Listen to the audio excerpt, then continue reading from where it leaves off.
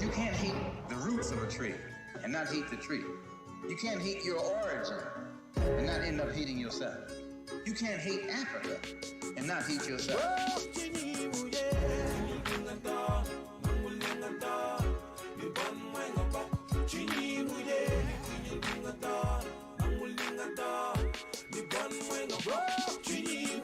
De quoi t'as honte?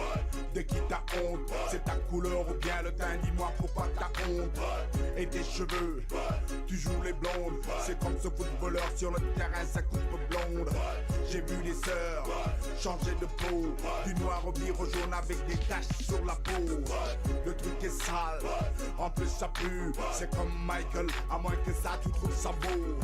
C'est ta nature, vilaine caricature. Le ridicule ne t'atteint plus, il en devient seconde nature. Papa c'est pas beau, tu sais pas mais c'est pas beau. Tu suis comme tout le monde dans le troupeau, pourtant c'est pas beau.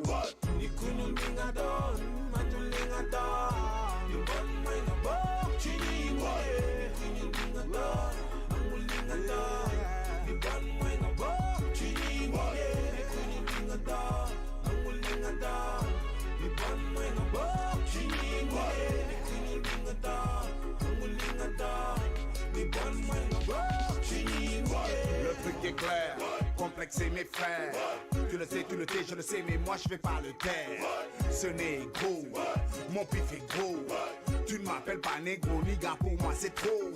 Il y a 400 ans, plus 50 ans, ça fait 450 ans qu'on nous viole, qu'on nous pourrit le temps. Mon attitude, ma négritude, comme un félin blessé, moi je bondis sur ma tigritude.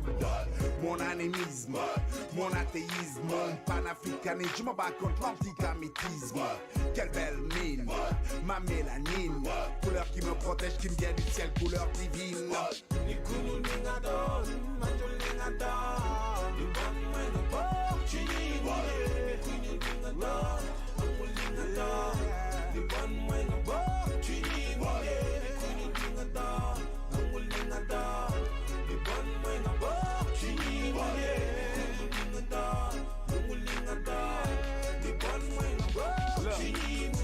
I ain't a black man, I'm an African.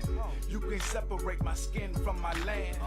And if you white, you descended from the European. I'm not a brand, understand? I'm a human being. That psychological damage we got to overcome. After Willie Lynch, it's a cinch. They don't need a gun. Black in the back, brown stick around. Light in the right. The blacker the berry, the sweeter the juice. The bigger the tree, the deeper the roots. They try to make us hate each other, but in spite of that, and try to write us out of history and hide the facts. On top of that, they tried to make us feel inferior. Yo, that's my brother looking at me in the mirror, yo.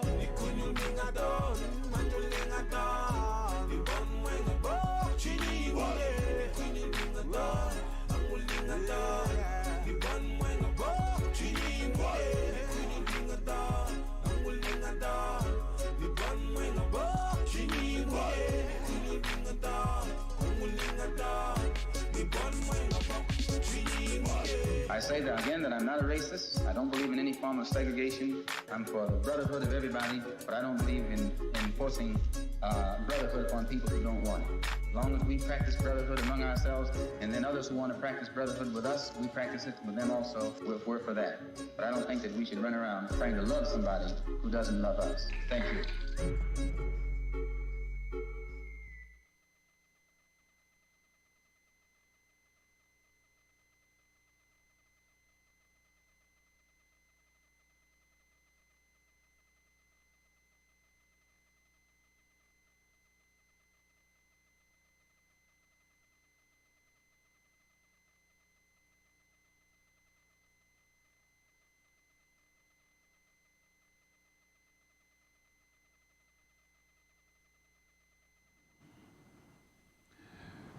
Muy buenas noches, queridos espectadores. Sean todos bienvenidos a esta nueva lectura del 31º Festival Internacional de Poesía de Medellín, que se viene celebrando en un tiempo atípico para el mundo y doblemente atípico para Colombia, habida cuenta de la enorme y casi inédita agitación social a la que hemos asistido en este año 2021. La poesía, por su parte, no ha sido atípica, excepto por el hecho notorio de que su presencia es cada vez más fuerte, más masiva y sin duda más viva también. Siempre antigua la poesía, pero siempre nueva y siempre renovándose. Y cuando decimos que la poesía no ha sido atípica, es porque la poesía viene hablándonos de justicia, de belleza, de verdad y del corazón del hombre desde tiempos inmemoriales. Hoy estará con nosotros el gran poeta Charles Simic, nacido en Yugoslavia en 1938. Charles Simic es poeta, traductor y ensayista. Por muchos años fue profesor de la Universidad de New Hampshire. Ha publicado muchos poemarios, una cantidad enorme de poemarios, mencionaremos algunos de los que ha publicado en nuestra lengua, en lengua castellana.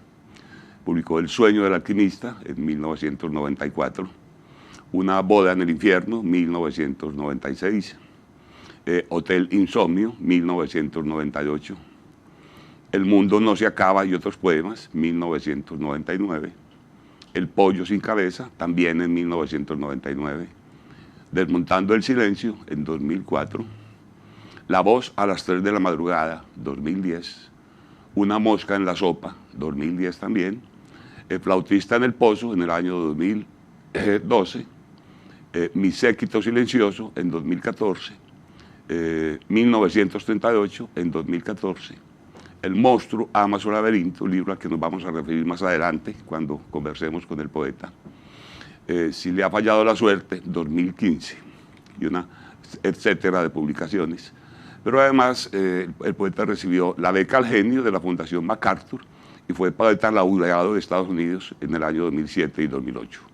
Otros de sus reconocimientos son el premio Pulitzer en 1990, el premio internacional de poesía Griffin en 2007, el premio Wallace Stevens en 2007, la medalla Frost en 2011 por su trayectoria en poesía y Corona de Oro de Struga en 2017.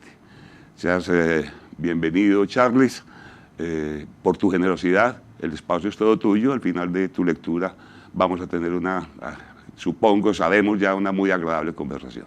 Adelante, por favor. Hello. Very nice to be again at the festival. Looking at this must be Medellin over here, the picture on the screen, and it looks beautiful. I'm very happy to be here because I've always admired South American poetry, including, I think, with Colombia and so forth. It's a long story. I can tell later how I got to love South American poetry when I was a very young man. But anyway, I will start by reading some poems. The first poem is from a book called The World Doesn't End, and it's a book of prose poems. Prose poems that none of them, there are some 70 prose poems, not a single one has title, they're untitled. So here is one. This book came out in 1970. A poem about sitting on a New York rooftop on a chill autumn evening, drinking red wine, surrounded by tall buildings, the little kids running dangerously to the edge, the beautiful girl everyone's secretly in love with sitting by herself. She will die young, but we don't know that yet. She has a hole in her black stocking, big toe showing, toe painted red. And the skyscrapers in the failing light, like new Chaldeans, Pythonesses, Cassandras, because of their many blind windows.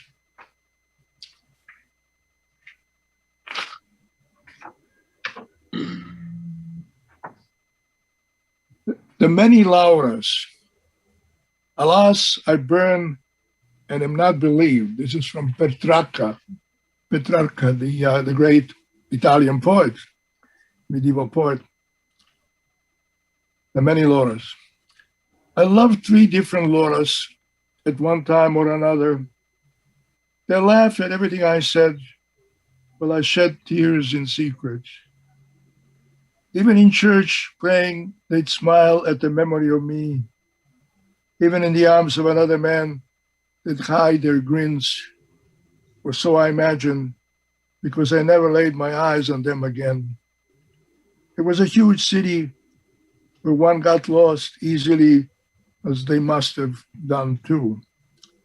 Petrarch, you only loved one Laura and wrote hundreds of poems to her. I loved three, but only wrote one, and it's not even a good one.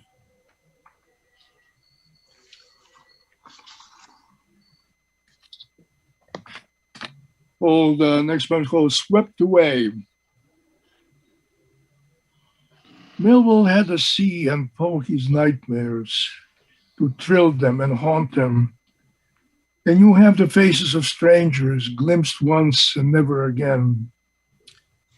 Like that old woman whose eye you caught on a crowded street in New York, who spun around after she went by as if she had just seen a ghost, leaving you with a memory of her hand rising to touch her flustered face and muffle what might have been something she was saying as she was swept away.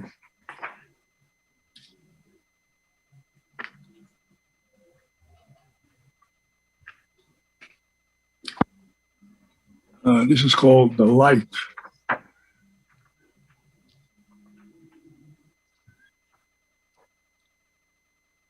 Our thoughts like it quiet in the snowbird dawn, like the way the early light takes the world as it finds it.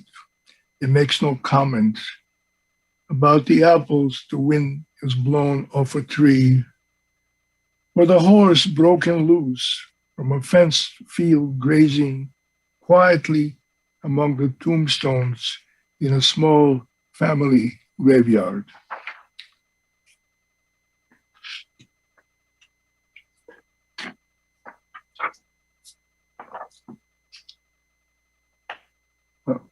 Sunlight. As if you had a message for me. Tell me about the grains of dust on my night table. Is any one of them worth your trouble? Your burglaries leave no thumbprint. Mine too are silent. I do my best imagining at night, and you do yours with the help of shadows. Like conspirators hatching a plot, they withdrew one by one into corners of the room, leaving me the sole witness of your burning oratory. If you did say something, I'm none the wiser. The breakfast finished, the coffee dregs were unenlightening. Like a lion cage at feeding time, the floor at my feet turned red.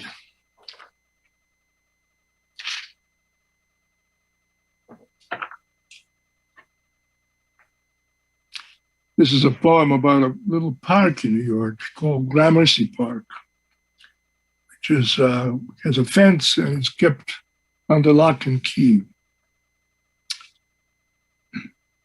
My little heaven.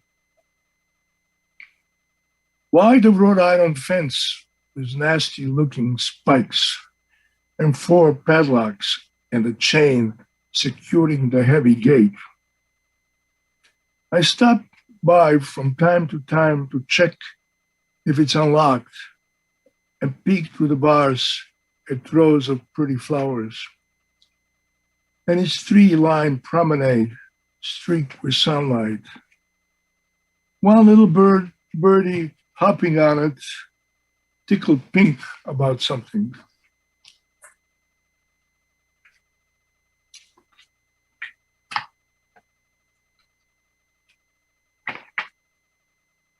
The last lesson. It will be about nothing. Not about love of God, but about nothing. You'll be like a new kid in school, afraid to look at the teacher while struggling to understand what they're saying about this here nothing.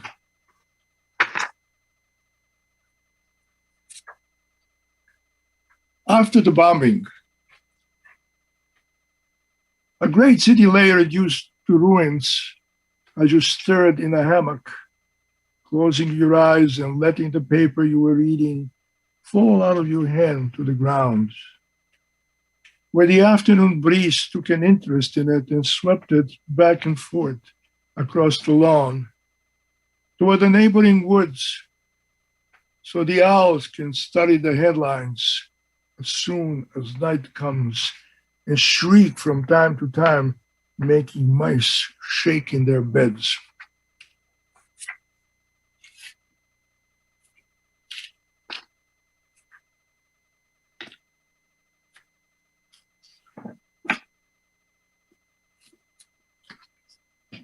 This is called Come Closer and Listen, which is the title of my last book.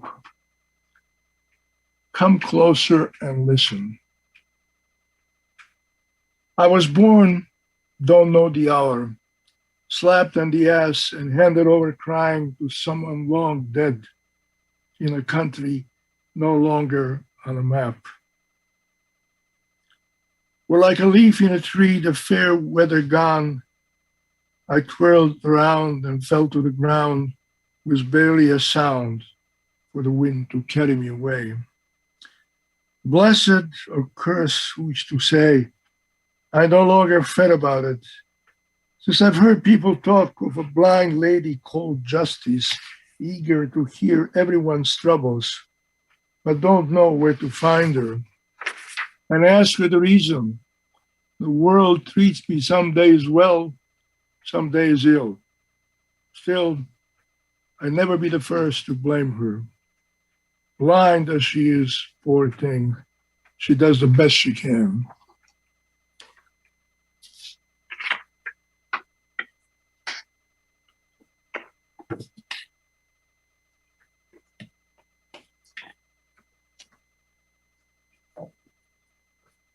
Terror.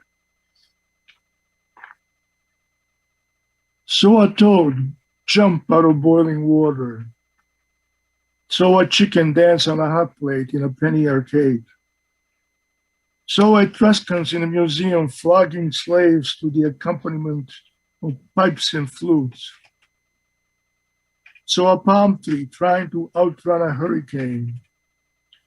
Saw sea waves rush ashore, some angry, some afraid of what they'll find. So men and women lose their heads and search for them everywhere. So a feast laid out on a long table in which only crows came. So a dog go forth, barking like a prophet of old.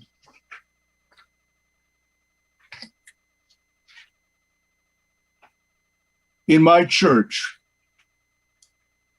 you are the Lord of the broken, who once crucified and bled during the long night of torture in a cellar of some prison. You inspect the instruments of cruelty and touch them in awe at the pride these men take in their line of work. While their wives and mothers rise to attend the early mass, where you too must now hurry before they find your broken limbs and face missing from the cross. One of two candles still burning in your terrifying absence under the dark and majestic dome.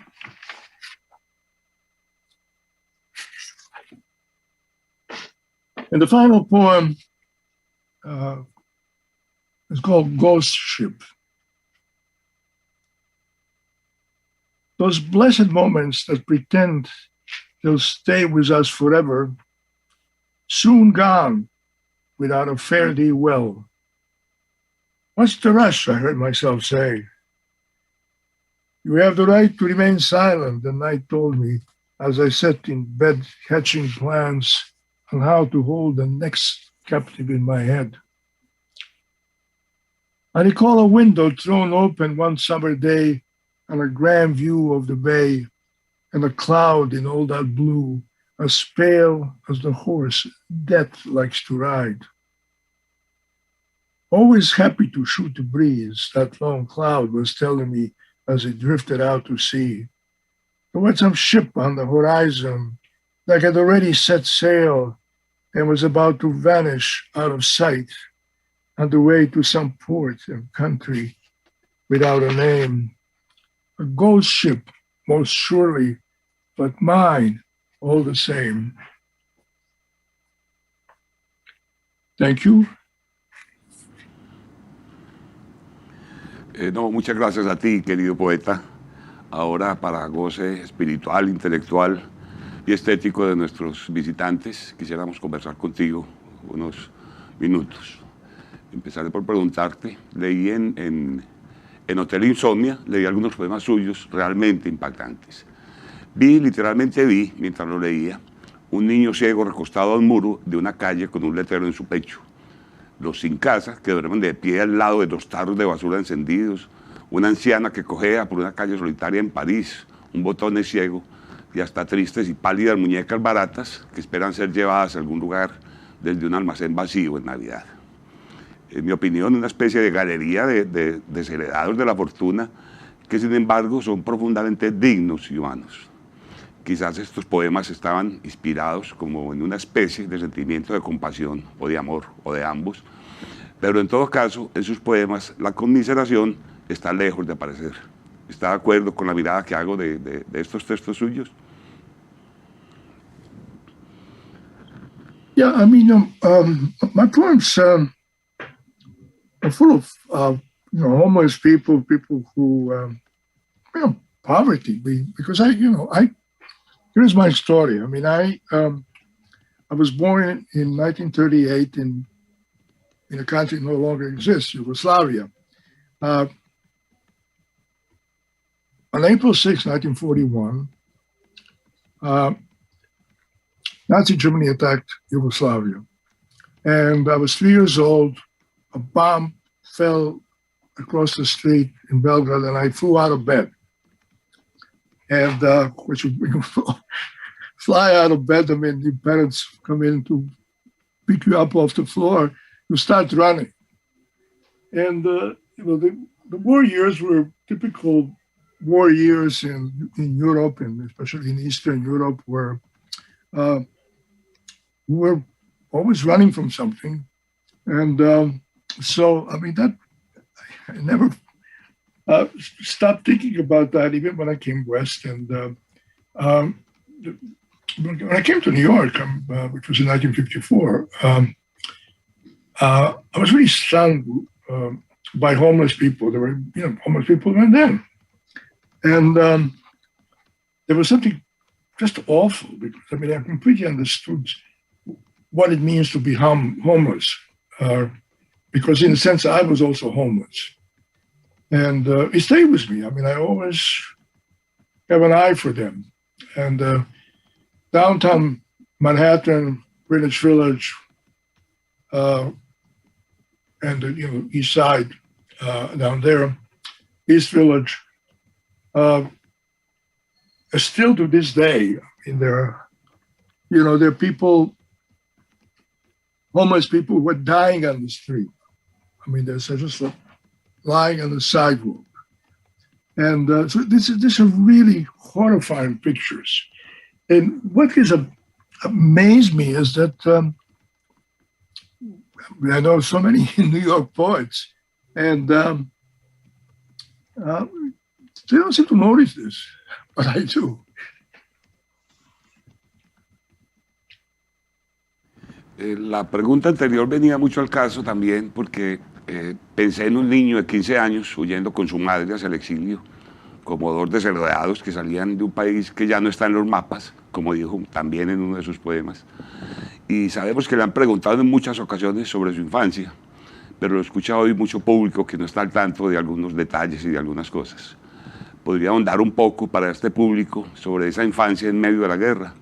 ¿Usted se alcanzó a sentir quizás como uno de esos desheredados que aparecen de tanto en tanto en su poesía?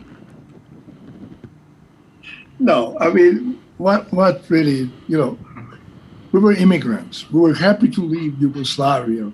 I mean, the war years in Yugoslavia were terrible because in addition to the German occupation, there was a civil war between various factions. So it was awful place to grow up. And I was happy to leave because also, after the war stopped the war and then the war ended, none of us were very good students in school, because it was very distracted by what had happened before. And I was a terrible student. I mean, I knew that, I'll never make it. So coming to the United States was, a new lease on life. I mean, I finished school, first high school, and then, of course, go to college. But since I didn't have the money to go to college during the day and, I had to work, and my father had to work, and my mother had to work, I went to school at night. So I had jobs during the day, and then at night I went to classes. And, studying a subject which is not very practical, linguistics, So it was at the same time, whether I was happy. Sure, I was happy. I was very happy. I mean, I had the energy. I mean, it was being young, and I could stay up till 3 o'clock in the morning with friends in a bar, and then go to work in the morning, and then the next night, go out to university. This was the New York University in NYU, and then go to a class, and then maybe fall asleep in a class, but still, I kept going. So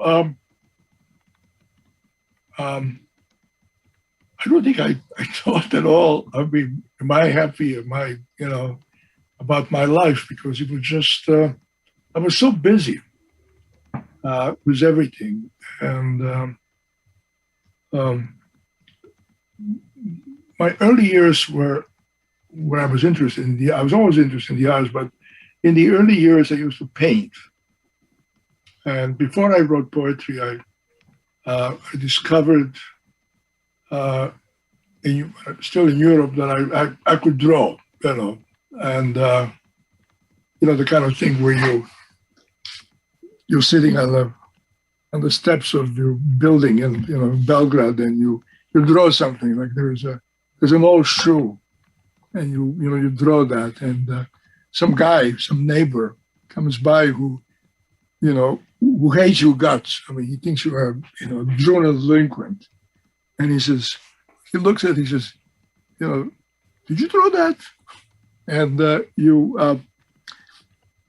assure him that you did, and then I realized that there's something to be said for art. I mean, your reputation, my reputation went up, and anyway, it's a long story, but the story is that I was so, especially when I came to United States, I was so immersed in daily life and the obligations to make a living, to go to school, to et cetera. I had no plans. I never thought I was going to be a poet. Nothing. I mean, nothing like that was in my head.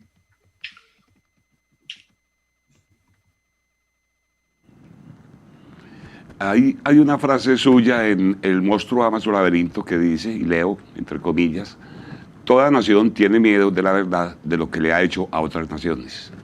Y página más adelante tiene esta otra afirmación, comillas, el papel de todo periodista patriota es justificar los crímenes que nuestro presidente y su administración han cometido. En los últimos 100 años, quizás ninguna nación haya hecho tantas y terribles cosas a otras como los Estados Unidos, con los que usted ha sido tan crítico. ¿Cree que el pueblo norteamericano es consciente de ello? ¿Qué medios tiene ese pueblo para acercarse a esa verdad? There are American people who obviously know about that, who know that history, and but less and less, because the generation of who were against the Vietnam War, for example, they're elderly. I mean, they're my age and so forth. I mean, it's what happens. I mean, in the United States, I mean, this oblivion. I mean, not realizing that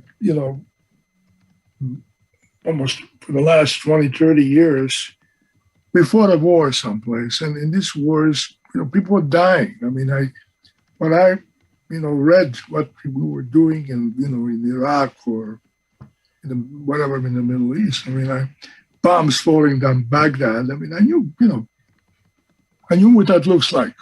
When the Germans bombed Belgrade, they didn't hit anything of really of value. They basically hit slums, hit where poor people live. In 1944, the Allies, Americans and the British, bombed Belgrade, although we were their allies. And they were also very casual about how they dropped their bombs. So, for example, the headquarters of Gestapo in Belgrade, the building still stands to this day. And, again, the death of innocents, people who die, because of these things, of these wars, which and everybody forgets. Este festival Poeta se está llevando a cabo bajo esta divisa: memoria, supervivencia y porvenir. Por supuesto, aquí la palabra supervivencia tiene el significado de tiempo presente, lo cual habla un poco también de nuestra manera de percibir nuestro tiempo. Le digo esto porque en una entrevista que le hicieron admitió ser un hombre pesimista. Más concretamente dijo, comillas, cualquiera que haya vivido 82 años y haya sido testigo de tantísima violencia, injusticia y miseria como yo, probablemente no podrá ser optimista jamás. Sin embargo, usted escribe y publica y acepta con frecuencia invitaciones a festivales y a lecturas públicas. Presumo que al hacerlo es porque cree que eso tiene algún sentido, que sirve a algún propósito y que en alguna parte en su interior admite que no todo está perdido. Well, this is different things in a way. Everyone in the Balkans is a pessimist because our history is a history of occupation. For example, in Serbia, Turks were there for 5 centuries. Endless occupations, endless bloodshed and so forth. So sure, everybody is a pessimist. They expect things to get better. If you said to somebody, things would get better, some local, some Serb, some Croat, some Bulgarian, they would think you're nuts. It's just something so stupid. To be optimistic after the history 2000, just take the last 2,000 years, So anyway, despite the philosophical. Hablemos un poco del proceso de creación. Entiendo que escribe mucho, casi todos los días, también dijo en esa misma entrevista. Y escribe, al parecer, sin un método y una disciplina o sin una programación previa. Después revisa y en esa revisión sigue una especie de masacre, de recorte y hasta de anulación completa de los textos. ¿Cuál es el momento de creación para usted? ¿El momento en el que escribe o el momento en el que borra?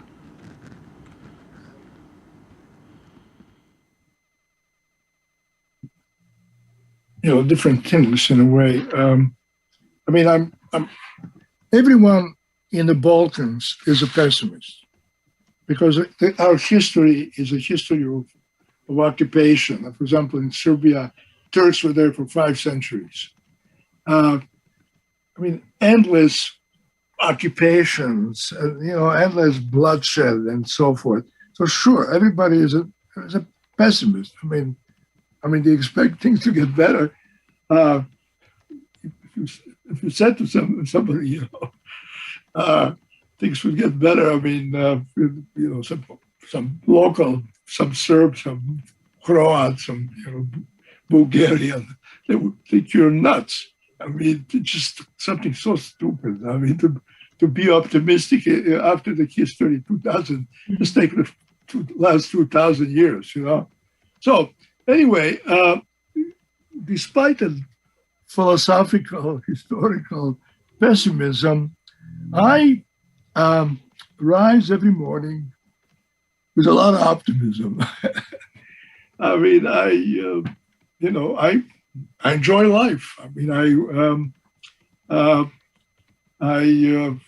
I sometimes I spend days and days being unhappy. I mean, in this country, especially the United States nowadays, I mean, all you have to do is read the papers and be, think of suicide. And but I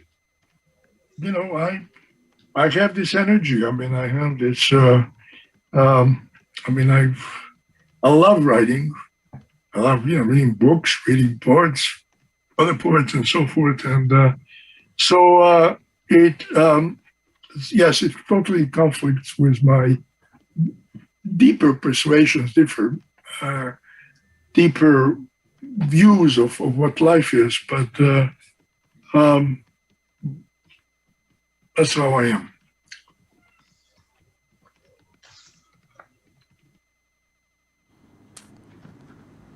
En el epílogo a El monstruo ama su laberinto, Seimushini afirmó que usted era un surrealista y por lo tanto cómico, y usted mismo habló de influencia surrealista en su obra.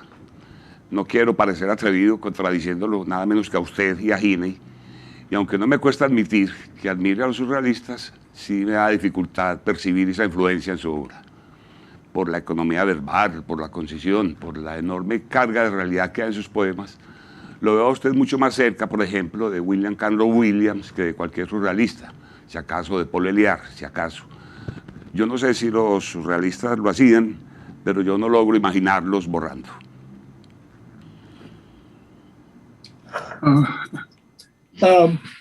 He's absolutely right. I was attracted to surrealism because I wanted to know everything. I mean, when I was, young, I mean, I knew that there were, I love French poetry because I knew French. I spent a year in Paris before we came to the United States. So went to school and we studied, some of the 19th century poets. So, Breton,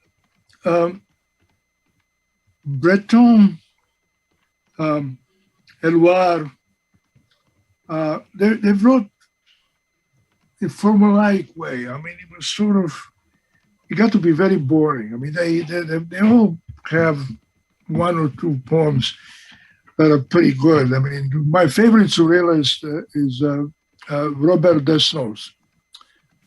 But when I really started to appreciate that influence of surrealism was not through French poets, but through South American poets. Neruda, the influence of, Vallejo and Huidobro, endless, names of South American poetry where with that influence, the surrealist influence was much more attractive to me. I mean, I loved the way the imagery worked in those poems, the way that that sort of, in a poem which is, has a real setting, one can take these flights of imagination and combine the two, realism and almost surrealist flights of imagination. So that's pretty much what surrealism was for me. I mean, because it's impossible to read Breton, again and again and again. I mean, it's there's very little there, and Eluard was not a very good poet. So the problem is, when you start writing, and if you mention, even when at the age of 20 or 25, you mention surrealism, which, for example, in the United States was very little known, French surrealism, and then they put a label on you that you're a surrealist. And then years go by, you're still a surrealist, which is complete nonsense. So anyway, Gabriel is absolutely right. Leyendo su obra salta a la vista la manera crítica en la que usted enfrenta al mundo, y por mundo entiendo aquí la historia y la situación en la que ese mundo se encuentra hoy. Pero la vida personal es otra cosa. ¿Podría hablarnos un poco cómo son esas relaciones entre usted y la vida, entre usted y el mundo? Well, I mean, life. I mean, life, that's what one lives. I mean, one lives a life. And there are a lot of nice things about life, like, you know, good food, good wine, and music, all kinds of music, from, you know, Mozart to, you know, to tangos, to, I love immense variety of music. I like Cuban music. I like Mexican music. I like Portuguese, Brazilian, yeah, and on. You know, so this all is I regard as a totally necessary part of life. And so, what can I say? It's very dangerous to sort of become obsessed with just one thing, whatever the thing is, and especially when it comes to, you know, the world and politics and all that, and then just strive on that. I mean, I had periods in my life when I went nuts because back in the 90s, when Serbia was, you know, occupying Bosnia and committing all those atrocities, and this is really a horrible way to live, to wake up every day and, you know, absolutely, you know, angry at the people you came from. I mean, the country that you came from, and on and on and on and on. And so this is this harsh aspect of life, which the realities of the day, the realities of our historical period, and but thank God there's other things, music, food, wine, what else? Kids, dogs, cats, and so forth. La pregunta que le haré enseguida tiene que ver con el hecho de que usted ha traducido poetas desde el serbio y usted escribe solo en inglés. Me pregunto si traducir estos poetas serbios ha sido de alguna manera un modo de abrazar una lengua que ama, pero en la que ya no escribe.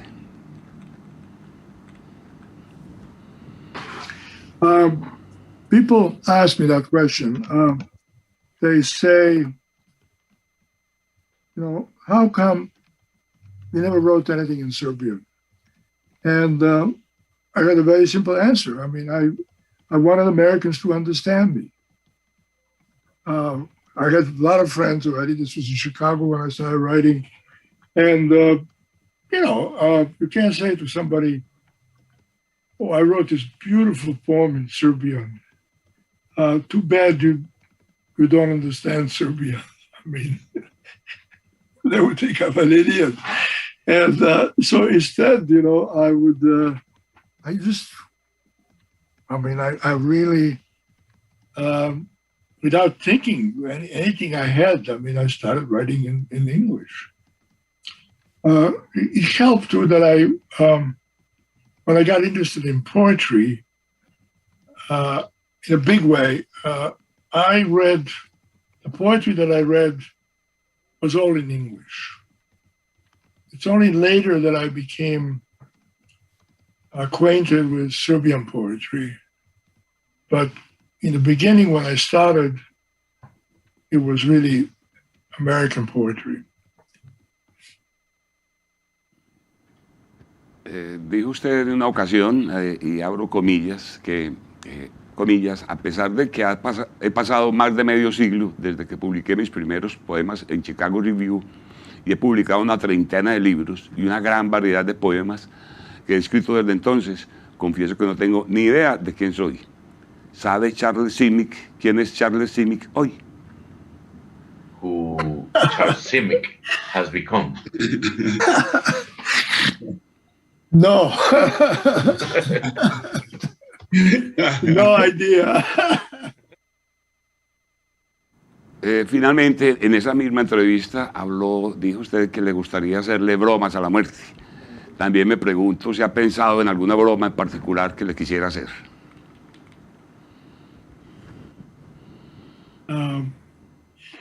I didn't get Death. huh? Death. That. I'm still working on it.